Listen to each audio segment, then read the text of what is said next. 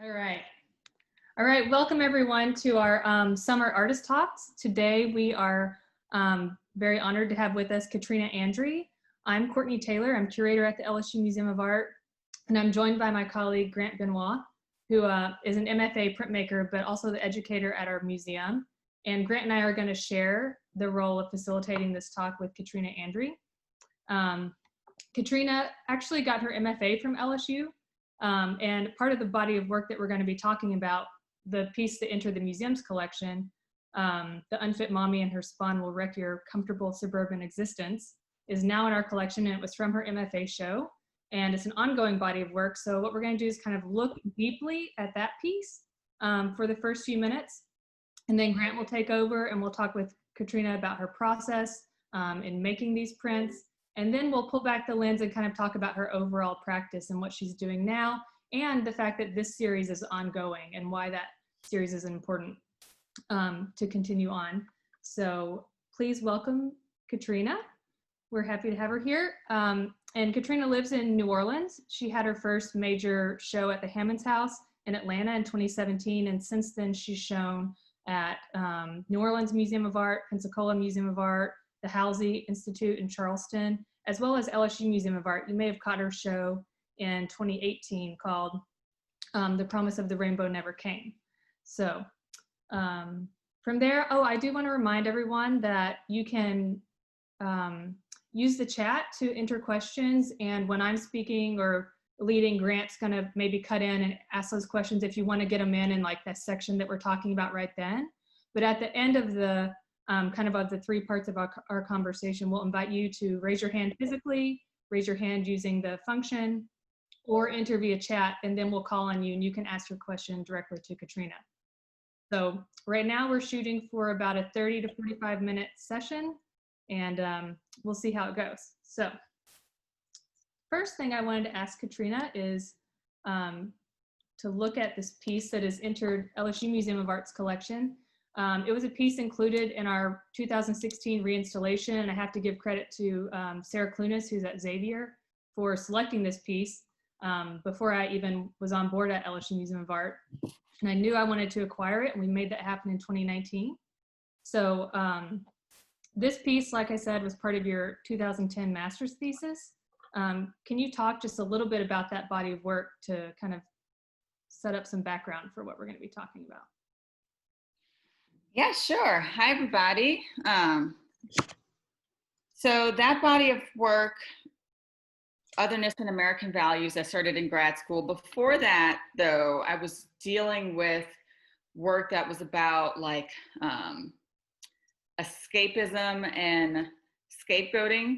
I was making these anthropomorphic self-portraits using water creatures, referencing how Black people were historically seen and how that made it possible to be treated like animals if seen as animals. I also then started making prints that were people sleeping as a means of escaping a society that doesn't value you, sleep as rest and peacefulness. And that line of thinking led into this work, dealing more with perceptions of otherness, as hence the title of the series came out of. And I really wanted to speak not to my experiences as a Black person, but a collective experience as a Black person. That was really important to me. And so, researching and reading, really getting inspiration from Black feminist writers such as Bell Hooks and Angela Davis, and Black theorists in general, from their books, and understanding how I'm grounded in my own existence, how my point of reference for me as a Black person is always about being Black, and how that's put on me to make that my point of reference because of how society views me or is viewing me. And so I thought that, I know that, that always having that point of reference sort of is also meant as a distraction, to distract you from your potential and what you can be, what you can become. But I thought it was worth understanding and exploring and dismantling perception of Blackness through dialogue. And, my dialogue is visual. So using a visual language like that. And for this series as well, also I thought it was really important to do narrative work in telling the story, confronting the viewer with people in the prints that look like they're almost staring right past you, in a stance that's not provocative, but more of a look and stance of indifference. And I think that this really helps to bring home this understanding of something being put on a person, not a person being. And that is also too why I used, for this series, I used white people in all of the figures that are part of this series, to really push further that understanding that something is being put on you, that it is not. Initially, when I was making this work, people thought that I was making work about Black culture, and I wasn't even using Black people in that work either. I was using people in blackface rather than watermelon face, but I want people to understand this is not Black culture, this is white culture. And so I don't use people of color in this series in my work, unless they are truly bystanders, like a person afloat in the work. So if we look closely, you just mentioned the use of watermelon face. Can you talk a little bit about how that works and how it relates to blackface? Oh, sure. So I started using watermelon face. I switched from Black to watermelon face as a reference to the Sambo character used in advertisements in the early 1900s, and just how charged that word and that fruit has become is, along with other food symbols, banana, fried chicken, and just how we all grew up in the same society. So our assumptions about certain things, including food, are relatively the same. Like, we all have a point of reference for that. And so that's why I started using watermelon face for that, along with many other symbols in the work as well.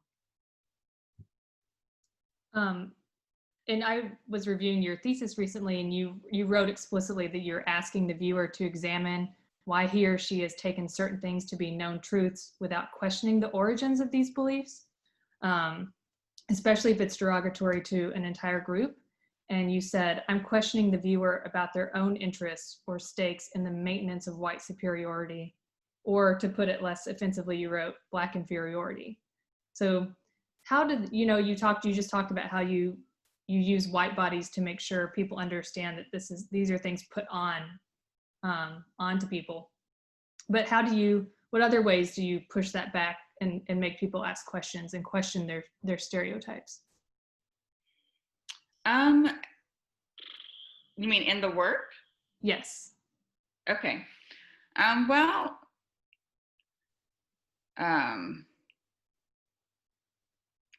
feel like when you live in a society where that race matters, then it also speaks to how your worth is judged. You're always proving your worthiness in a society that doesn't value you as a person. And so that I'm trying to push that in the work also, like make that clear, but also make it clear that these notions that we hold against other people are arbitrary, not only hurtful, they're just not, the only purpose they serve is to push Black inferiority for white superiority, that notion. And that is the message, I think, throughout all of the work. With everything sort of, if I could boil this series down to like one nut, it would be that the root of all of the stereotypes placed against Black people is this idea that they are a primitive race. And so everything in every print in this series boils down to that one thing. And so if you think about that is the one thing, then how is that expressed and pushed upon an entire race of people? And what does that mean for that race of people is with all of this work. Does that answer your question? Yeah, I think it does. And I think we can dig into some of those symbols a little more in the work. I have these kind of selected detail shots that show the snake and also how you use kind of quilt imagery in your work. Can you touch on those two visuals? Yeah, sure. So the snake I use especially if I'm portraying a woman in the work, this sort of like Eve, this sort of temptress, but like tempting you to an ill fate, basically. Like looks too good to be true, you die. So I use snakes in that way in the work. I also use bananas in my work as symbols of primitiveness, as we spoke of earlier. I'm not sure that they're in this print. Yeah, I was pulling back to the larger. Yeah, they're not in this print, but they are in a lot of works. But I've been building my own symbol base and just using them over and over again in most works. Like this work has, the pom-pom socks, which is referencing just being sort of childlike. And you have the snake that I just spoke to earlier. I often will use like rats as symbol as children in prints. Venus flytraps is the same sort of reference to the snake, just sort of this pretty, the symbol that is pretty and you're captivated by it, but it is deadly. And those are in fast food symbols I use over and over again as well. And these are just like symbols I think that, like I said before, I'm relying on the assumptions we make as a whole society about these symbols and what sort of memories, what sort of feelings they bring out of a person when they're viewing the work. And like, so then I'm summing up a message using symbols. And so that's why I use, that's the importance of using symbols in my work, really. What about how the quilt imagery works? So the quilted background, I started using that in grad school, and I really have only used it with this series. And at first I was doing, it came from, and I know some of you have probably heard this story before if I have some friends logged on here, but it came from being in art history, and you learn, you're like all up in the BCs, they're in the caves, they're making the art, they're in Greece, they're in Turkey, they're in Africa, and then you get the statues and you're still hanging out in like Africa for a bit. And then once there's like a big gap of like artless times, I guess. And then once you reach around 1400s, 1300s, 1400s, you don't go back to Africa. It's like with the advancement of society, that place did not advance. And that is told indirectly through how we even learn and understand art. It's even, how I feel when people ask me about like some of the references that I use in art, and they're wanting to understand, like, is this Greek mythology? Is this, what sort of mythology, or what are you referencing? What is this? And it's always, the point of reference is always European. Like that is like all the advancements happened there. So the quilted background really is that. I went to Joann's, or not, I don't want to point out Joann's. I went to lots of different fabric stores, and I was just getting fabric, and I was going to the African section, and the African section was what you might stereotypically think it was. And not that the fabrics weren't beautiful, but there were all people portrayed in the same sort of like time period where art history stops for those people in school anyway, when I was at LSU anyway. This being in a way that stopped. And so I started using those fabrics, scanning them, and creating. At first, I was creating freedom quilts that were used, as symbols in the Underground Railroad. And then I just started doing regular American applique quilts and using those as backgrounds in all of the work, and just really sort of, it strings the narrative together. It tells a whole complete story that, like, yes, this one in front of us, for instance, is about motherhood. And this one over here is about education. But there's a thread. Right. They're connected. And that's what the quilts really serve that purpose too. The titles are really important too. And I've been, here in Baton Rouge, our whole city has been grappling a lot with the kind of change where St. George is being established. And I think that this title speaks to kind of some of those politics. Will you talk a little bit about the title and how it relates to the meaning in this piece? Sure, yeah. So the titles for me really help to guide the narrative if the imagery doesn't do that. And I use strong titles, or what I think is perceived as strong titles, because I don't expect every viewer to come with the same background knowledge and experience as me when they come to view the work. I also don't want the work to get lost in interpretation. Like, I'm here for a reason. I'm here to tell you, like I said, my work is narrative. I'm here to tell you something. So it's important to me that people know what the work is about, and they not just sort of like glide in front of it and, oh, I like those colors, or isn't that interesting, or that reminds me of a story, that reminds me of some sort of Greek mythology. I don't know, what is it? I'm laying out a specific narrative, and I think the titles really help to guide the viewer through that narrative, through that whole story process.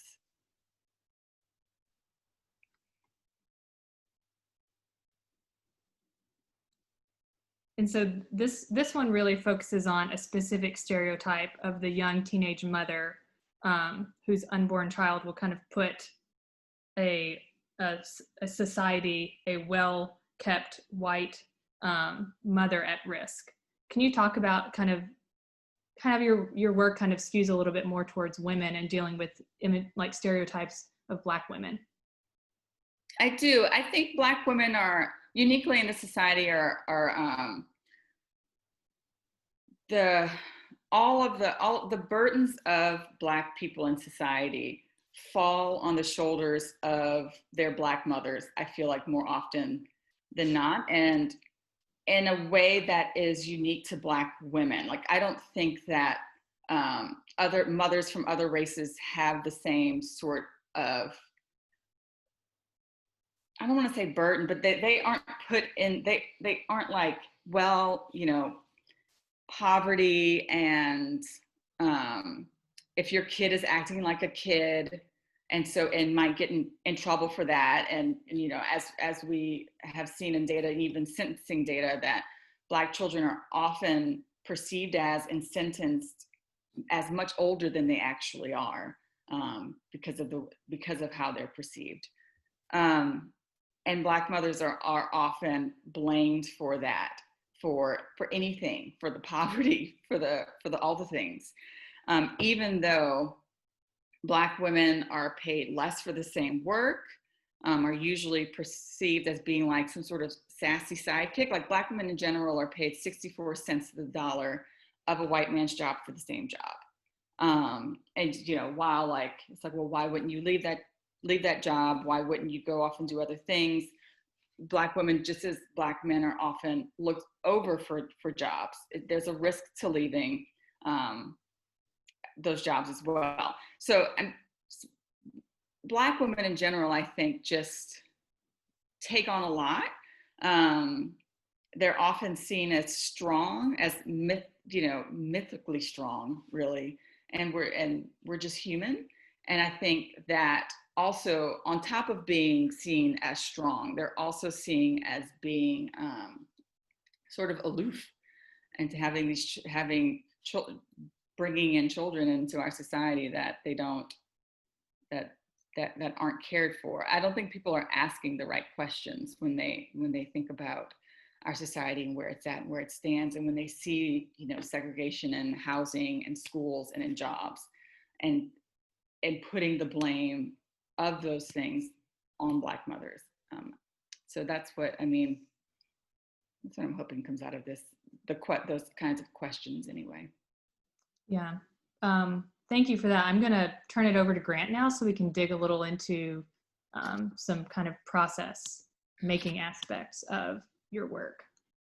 Yeah, so we've been talking a little bit about the symbolism and thought behind the work, but if you're not familiar, it's always different seeing these images on screen. If you're not familiar with Katrina's work, they're really this huge technical undertaking, and I guess a lot of people, there may be some people that are familiar with printmaking that are on this Zoom right now, but I think people are always interested in hearing a little bit specifically about what you do to accomplish these images. And right now we have an image from Katrina's exhibit at LSU last year that I think has three like elements that I see pop up like in older work and some of the current work.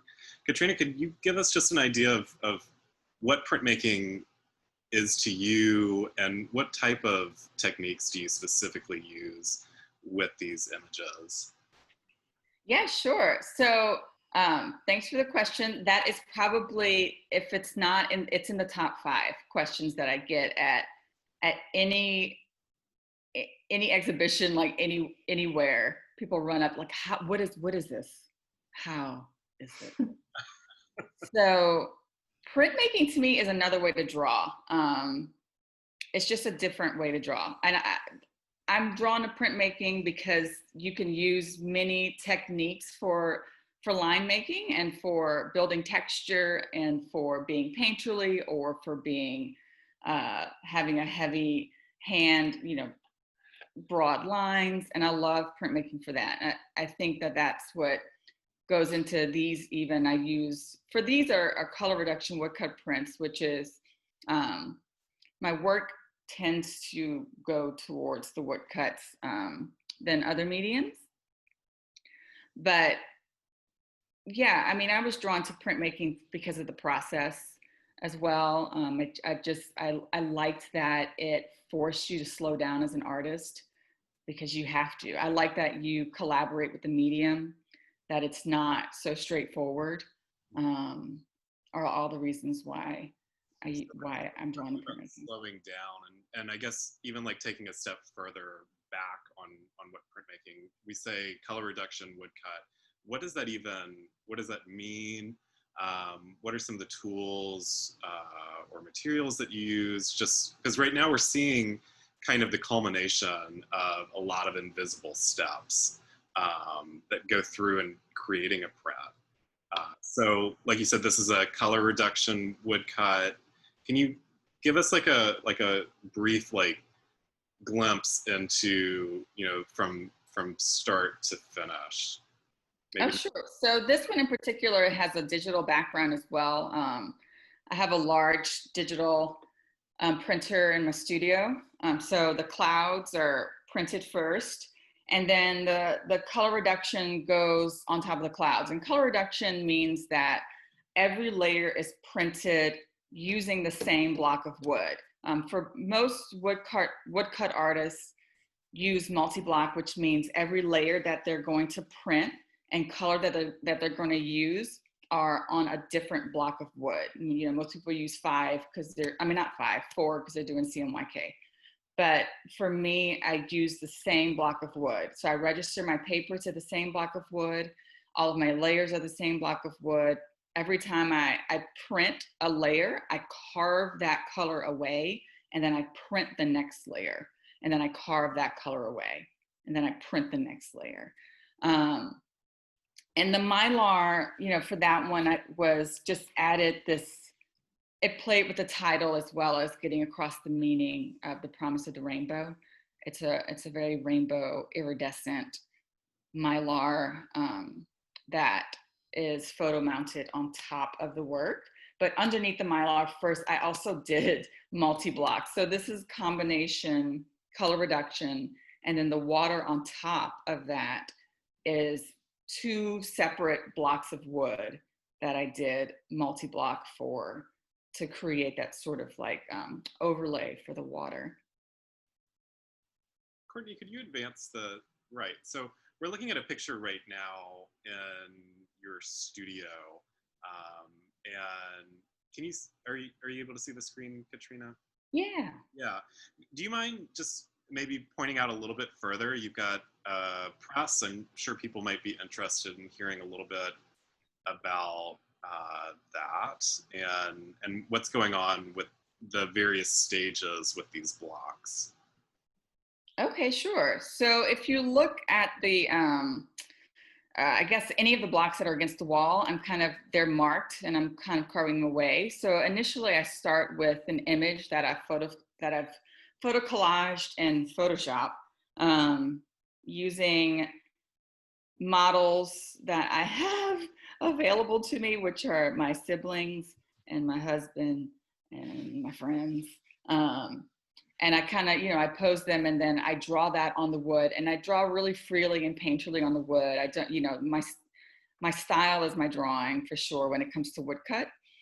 And I carve everything that I don't want to have any color out. So when you see like the Mary Jane on the wall, it's also backwards because everything you print is a mirror. So you have to remember that with your letters. And everything I want to keep white or the color of the paper, I carve it away. And then I will print my first color, which is probably his flesh color. And then I carve that away.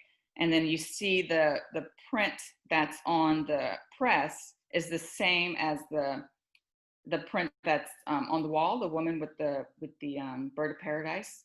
It's the same wood block. And I'm carving away as I'm printing. So I think I just printed like some of the shadowy parts of her face. And of that, but you can also see where there's like some pink on the block and some green. I do a little bit of like I won't color the whole block one color. For one, some colors just don't print very well on top of other colors. So I want to avoid, like, for instance, printing a yellow on top of a blue. That just would not look good. It wouldn't be yellow. It wouldn't even be a nice green. It'd be kind of muddy. So, if I can avoid situations like that, then I do by selectively coloring certain areas at a time. So while it might be, I end up with 13 colors in a print, I may have run it through the press, 8 times. And because I will have done some stenciling in between on some of those times to make sure that my colors come out okay. And while I think that print is hiding a swatch on the wall, but if I don't know for certain what a color might print like on top of another color, I just do like a swatch where I roll out one color, I kind of let it dry, and then I roll another color on top of it to see how it would print on top of each other before I run it through the press, just to do a little test. And the print that's next to it is a monotype with some wood cut on top, the wreath with the guy, the portrait of the man in the middle. But yeah, this is. Yeah, these are fairly large wood cuts. Do you have do you edition these, or like have a set number of edition when you're creating these prints, or is that?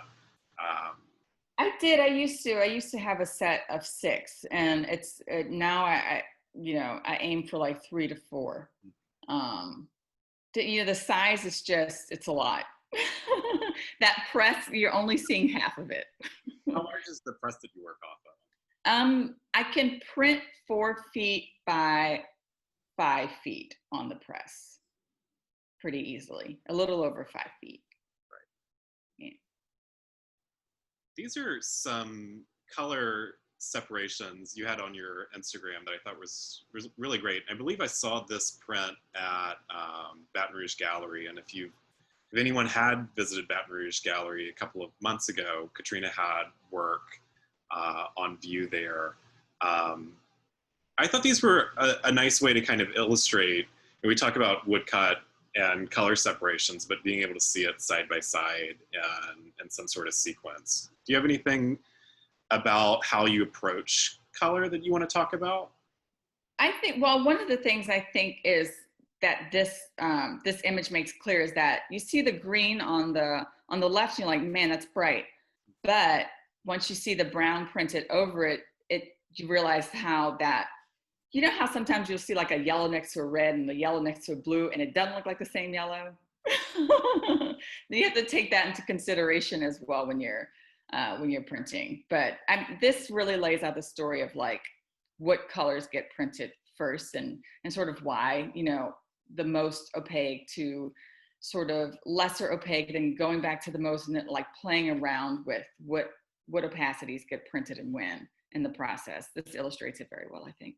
Yeah, it was nice seeing these unframed as well. They were mounted on the wall, and you were able to really see, I mean, not only kind of that drawn carved line that you have, but also like the layering of the ink, which I think is harder to see in images or like behind glass, but you were able to really see how that kind of ink story and layering that was happening. But I think, Courtney, do you want to progress that? And then if you want to swap over to your part. Is that the final? Yes. Yeah. So yeah, thanks, Grant. Now I just kind of want to pull back the lens and first go back to the Otherness and American Values series that we started with and kind of ask you what compels you to keep this series going. I've got up another image from that series from 2011. So initially when I started on this series, I tried to put like a lot of symbolism and meaning in every print and really compartmentalize them. So it's like, this one's about motherhood. This one's about work. This is about education. And you can't do that. Well, at least I couldn't do that. And it's just a bit more nuanced than that anyway. So I keep coming back to it and keep revisiting it and to elaborate on some of the nuances within it, like elaborate on motherhood. You know, this is another example of while you pulled up one from the collection, this is another example of one. Elaborate on housing and segregation, elaborate on unequal wages. So that's why I keep coming back to it, because there's just more to say about it than, well, she's sassy or she's young. And I can't fit everything, you know, sassy, young, this, that, other in it without some sort of message being lost. So I find myself coming back to this series again and again to elaborate on it. See, we think we have one more. The keys to the gated community and white acceptance. Do you want to point out any specific imagery in this work? The watermelon face again. Yeah, I mean, there's keys, there's the watermelon face. I mean, and this one really just speaks to how do you gain acceptance in a society that doesn't value you, and it's so then gaining that acceptance by means of service, really. Servicing as like your body in service of them for something, whether that is sport, whether that is entertainment, whether that is some sort of other achievement that is in service of a society. So that's what this one really speaks to. There's hands clapping, there's a white fence. I know so much of your work kind of builds on historic stereotypes and brings it into like very contemporary issues to kind of hit on the legacies of these problems in society. And so I want to ask you about, can you talk about how you work into your, as a practice, historic documents or the archive or historic imagery into your work? And I think that would take, we can go back to those self-portraits, but that brings us to, this is the body of work that we showed in November of 2018 to March of 2019, those dates are wrong, at LSU Museum of Art. And this is actually still traveling. It's offered as a traveling exhibit through LSU Museum of Art. But I know that this, you really drew upon some kind of research, historic research about the Middle Passage for this work. I did. So when I was fascinated that the numbers of people that were lost during the transatlantic slave trade are just it ranges from like, was it 14,000? Was it 2 million? There's just like, it's so wide. But one of the things that I was really fascinated about doing that research was that enslaved people, when they were getting sick and when they were, as a result being thrown overboard because they didn't, the pirates didn't want the rest of the captors to become sick as well. They called it fixed melancholy, where enslaved people brought sickness on themselves in order to be thrown overboard and escape slavery. So for that, I mean, that was just something really interesting that I found.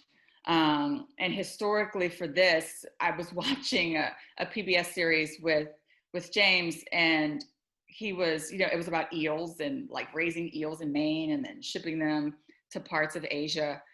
And because we don't like eels here, who wants to see an eel? It might sting you. Like, what is this? It's a snake underwater. It's monstrous. And I remember he was just like, "Oh, they're cute, and we had them as they have pets, and we eat them in other parts of the world." And I was like, "Man, here we don't do that here. They're monsters." So I used that sort of feeling that we have about eels, and even just, I mean, it wasn't a historical reference. I guess it was like a PBS document. I don't know, but as like a reference for like, what if creating a mythology of eels using people that were lost during the transatlantic slave trade for this one. And this was a show you did at NOMA in 2018? Yes, and I did use historical documents and this one as well this was for the Tricentennial show. And so while the other work at LSU Museum, I use sort of like assumptions we have as a society towards eels, to really like narrate a story for this exhibition. I did like photo transfers of historical documents from a couple of institutions in New Orleans to tell the story of New Orleans, but it's not a story unique to New Orleans. It diverged, divest, deny, repeat of when they built the Claiborne flyover, which decimated a historically Black neighborhood. Historically Black in that people lived there, but it was also the shopping district. It was where a lot of Black wealth was in New Orleans, is where they put that overpass. And so I used imagery from there, almost like as crumpled newspaper, almost as trash, almost as flowers, almost as like when people come to New Orleans, this idea of, they're hit by the lushness of it. They're like, the plants are larger than life. I am always battling the plants in my own backyard. I'm like, I didn't put any of you here, and y'all arriving. Please go away. But also like the buildings that are old, but also decay, like this beautiful decayness about New Orleans, without this understanding that New Orleans being majority Black city, there's been a lot of divestment, a lot of like repurposing of funds, moving them out of communities of color, or even urban planning such as the Claiborne flyover that just made it where you didn't have wealth in your communities. And so I wanted to use images like from Lincoln Beach, from before when they put the Claiborne flyover, images from New Orleans East. That's where I'm from. I grew up in New Orleans East, and it's also, it was a place that thrived at one time, but you can see the divestment over time and what it's done to New Orleans East. And so I just really, this was about that. Like, what do you expect out of a city? What do you want from a city and its people when you don't invest in the majority of the people that live here? When your investment is selective and the majority of the people in your city are Black. So that really spoke to that sentiment in a way. As part of the tricentennial show, just because it was from slavery to Hurricane Katrina and beyond. It's just something that has happened in our communities over and over and over again. And like I said, it's not unique to New Orleans. I did a kind of similar exhibition scope in Charleston as well. Right, there you go. And this one was about gentrification, but divestment as a means to gentrify a community in Charleston. And so yeah, and that really also too comes back to where, like, it's not about me, and it's not about my city, and it's not about Charleston. It really is about being Black. Like, these things happen to Black people everywhere, period. And so that's what, I wanted to, the historical reference was really to show that over time, and then to make a point about the present. And we know those stories here in Baton Rouge too, as our interstate goes through Old South Baton Rouge. I just wanted to show a few more kind of more recent bodies of work and just say a few words about them, and then we'll turn it over to the audience for questions.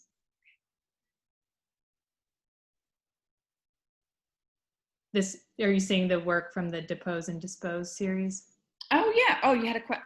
Sorry, I was just gonna let you share. Just bring us up to date with these other. There are going to be two bodies of work. This one, and then the one that showed at Baton Rouge Gallery recently. Okay. Yeah. So this one was shown at the Pensacola Museum of Art. It was also shown at the Carroll Gallery on Tuling's campus. Depose and Dispose of, where I went back to my grad school roots of using anthropomorphic figures as a way to portray how people are seen.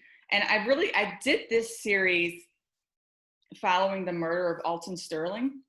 And that was just like a rough, hot summer where just a lot of Black people were senselessly being killed by police officers, and justified in like nothing being done about it. And so I started to, continue to think about how Black people are seen.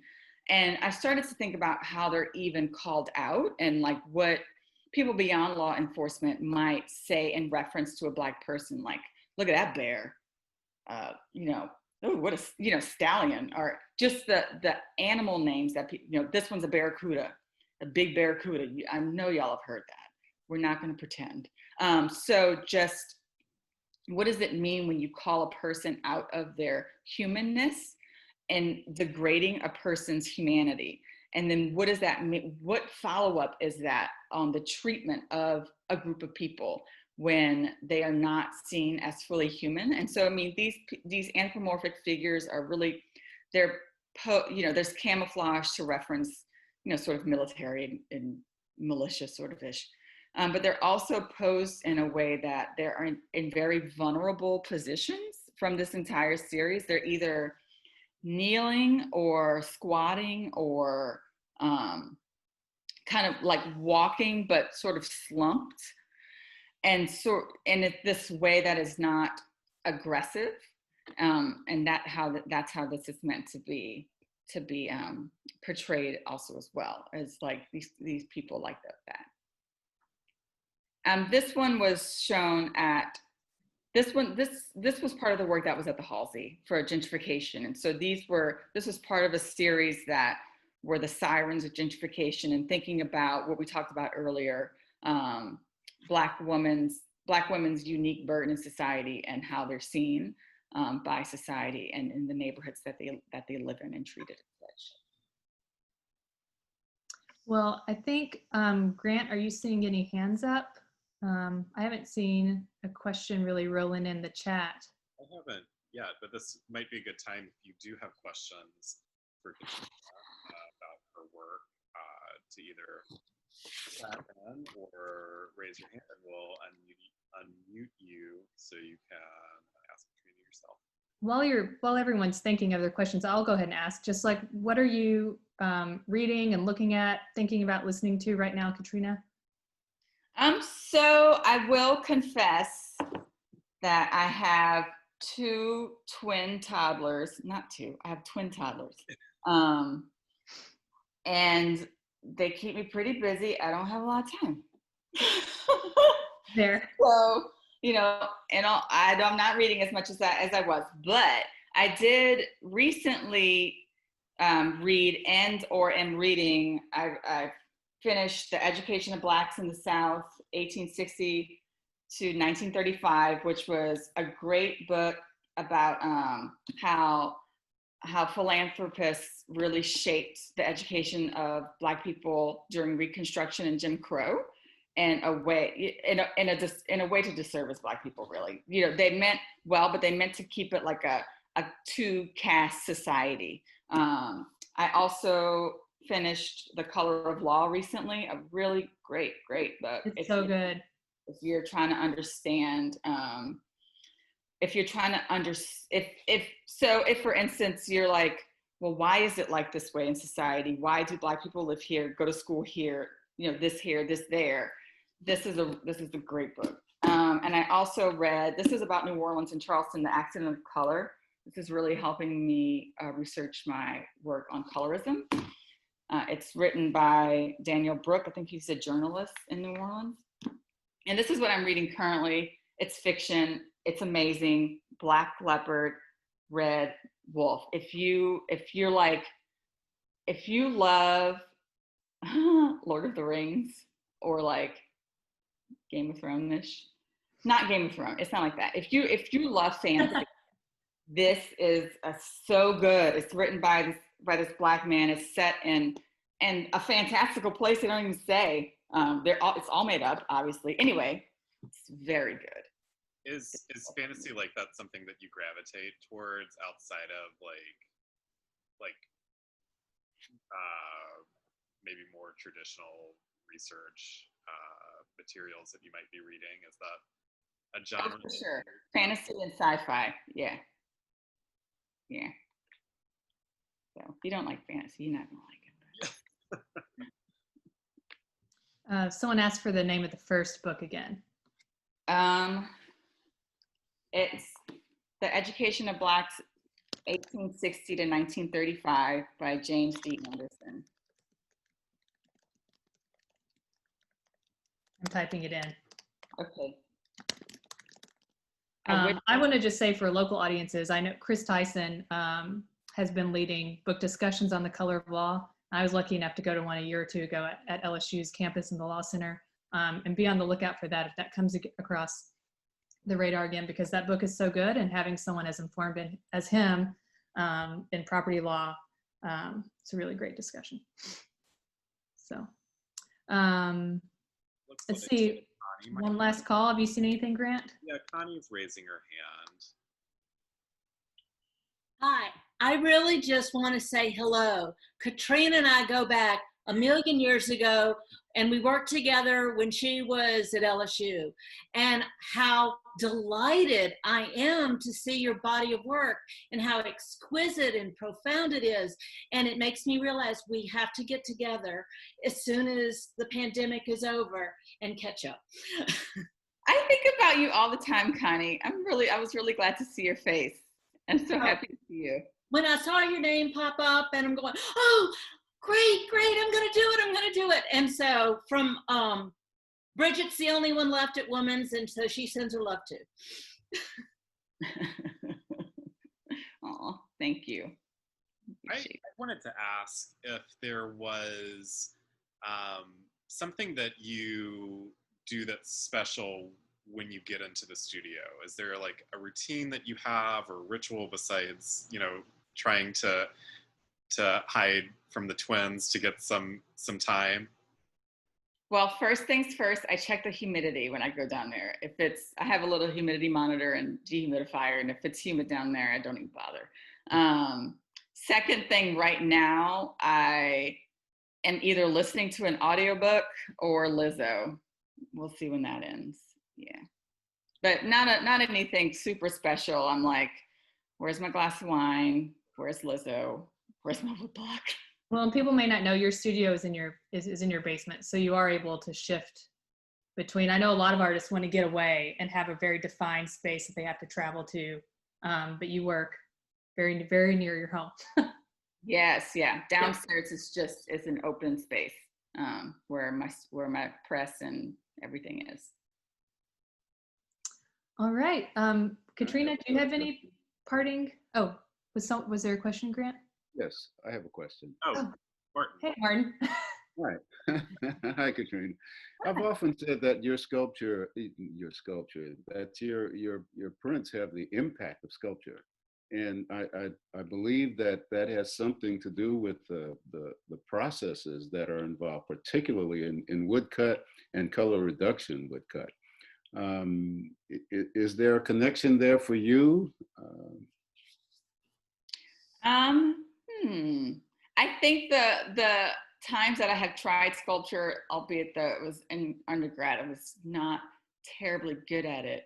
But I do get the building the texture. I feel like that in the sort of way where you build things when you're working on a sculptural object, like building up layers and textures, and prints does make it feel that way to me for sure. Yeah. Yeah, that and the size as well gives it incredible impact beyond what you would expect in a two-dimensional format. Thank you. Thanks, Martin. Hey, Mopo. Actually, I'd like you. Hey, Katrina. I'd like you to talk about your career. I mean, how do you view yourself on the professional end in balancing, all the levels of your life right now, and the relationship between that and, the art market and being out there? I mean, where do you see that, and how are you experiencing this dynamic? I mean, right now it's kind of, if I get, right now and during COVID, I get down to my studio when I can. I feel like before then, motherhood, if anything, has made me like very regimented. So it's like, this is my goal right now. This is my goal right now. This is my goal right, and like from one goal to the next, because I have to stay on task or else I'll just lose myself a little bit. But as far as like art market, I think it comes and goes in waves. It's still, even for me, I don't know if there's like an answer to that. I do think at the end of the day, what we're doing is not something that is super easy to digest. It's not sofa art. It's not happy times art either. It's not celebratory art. So then it sometimes is hard art to sell unless it's to an institution, because people, even if it's beautiful, it's not. It's a reminder of something not so beautiful. Yeah.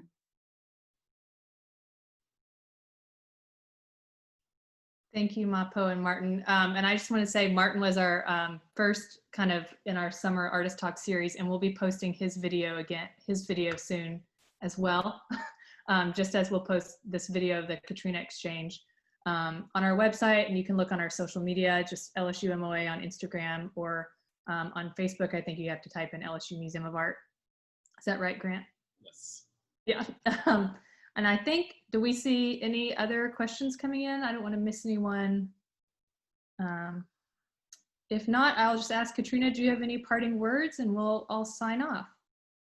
I don't think so, unless I think I know I got a sneak peek at the questions. I didn't know if it was like if what Mapo kind of asked though, like what advice you would give to artists, but what advice might you give to like young artists, or especially Black artists or artists of color? And it's just, I think I still want to answer that question, if that's okay, even if it's not relevant. But I want to, practice, examine your work, make sure you're being yourself, but also to practice technique. I think as you can see all around you, is as important as your voice and what you're trying to say, and that only comes with practice and doing and practice and doing. I expect no less any of you young artists. but yeah, just be encouraged, and just if you continually to examine your work and your voice, I think you'll find your voice in the always examining yourself. Well, thank you so much. Thank you, Grant, for your questions and your expertise on printmaking. And thank you, Katrina. And thank you, everyone who joined us today. I will say our next artist talk will be with Bryce Bischoff. He's another LSU alum, and we have a photo of his on view.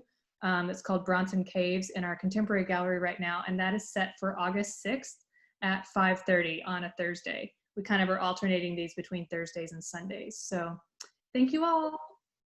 We'll see you next time.